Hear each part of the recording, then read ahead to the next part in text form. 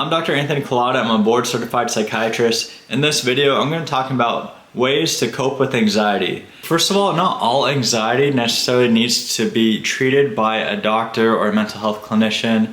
Anxiety can unfortunately be a normal part of the stress response or from a stressful reaction in life. And typically it needs to be addressed by a medical professional or mental health professional when the anxiety gets so severe that it's impacting one's life negatively, whether it's impacting their work or their relationships or some aspect of their life where they can't function the same because the anxiety is too high. Now, anxiety can come from like racing thoughts, like having this sense of worries or nervousness or apprehension about something. Anxiety can also manifest itself as a variety of physical symptoms. And one of the best inventories that I like to refer to that shows the different physical symptoms that anxiety has is this Beck Anxiety Inventory, and I'll post a picture of it here, where it lists a variety of these physical symptoms of anxiety that you may not think is from anxiety because it's coming from the body, whether it's like feeling like knots in your stomach, feeling shaking or numbness or tingling. Those can all be anxiety responses that just having good mental health techniques to address may be sufficient to help with them. So there are a lot of factors that can affect anxiety, whether it's having genetic predisposition to be anxious, whether it's medical conditions, medications people are on. There's so many things that can affect anxiety, but it's going to be important to deal with it in a healthy way. And number one, as a psychiatrist, I have to talk about the medications. That's really what I specialize in, and that's sort of my unique area of expertise. There's several medications that can help deal with the anxiety. I have a whole section talking about medications for anxiety, and you can look under that playlist. But in short, there's medications that can help directly with the physical symptoms of anxiety, like feel like your heart races fast, feel like trouble breathing, maybe you're getting shaky or clammy. There's also medications that can be used for long-term purposes. There's also medications that can be used more for short-term purposes. But either way, there are several medication options that are there for people to deal with anxiety. If you don't want to deal with medications, well, there are several other ways to help manage anxiety as well. First, and maybe the easiest, is just monitor how much you're using caffeine or nicotine or substances like cannabis, even alcohol.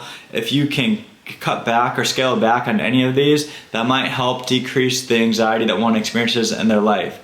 Caffeine, a little bit each day is okay, but if you go over too much, it can cause anxiety symptoms. Same with nicotine, and in particular drugs like cannabis, methamphetamines, those can really cause anxiety problems. So we really want to cut back on those and eliminate them altogether if possible. Even alcohol withdrawal can be a contributor to anxiety, so that should be something to watch out for. Third, eating is an important part of daily life. So make sure to eat healthy. Try to eliminate any junk food, any processed foods, any sugars, things like that. And try to eat like fruits, vegetables, healthy source of proteins. They do find that not only does eating healthy and having a good weight help with physical health, but also the mental health as well. People who eat healthier are typically less likely to have psychological symptoms, less likely to deal with anxiety, depression, ADD than people who eat unhealthier. Also, exercise is an important way to just deal with stress in general, and also can help with mood, can help with both physical and mental health. So having exercise, aerobic or anaerobic exercise, can be incredibly important to have good health in one's life. And lastly, I'm going to say just maybe talk about one's life or challenges through therapy, or having, maybe it's a spiritual guide. There's various ways. You don't have to necessarily go through a therapist or psychiatrist to talk about these things, but having a good therapist or at least supportive network to help support you when you're feeling down, or just to have other perspectives on how to deal with some of life challenges. And so I think the last and final tip for anxiety that I want to share about is having a good spiritual foundation, even having religious worship or attendance.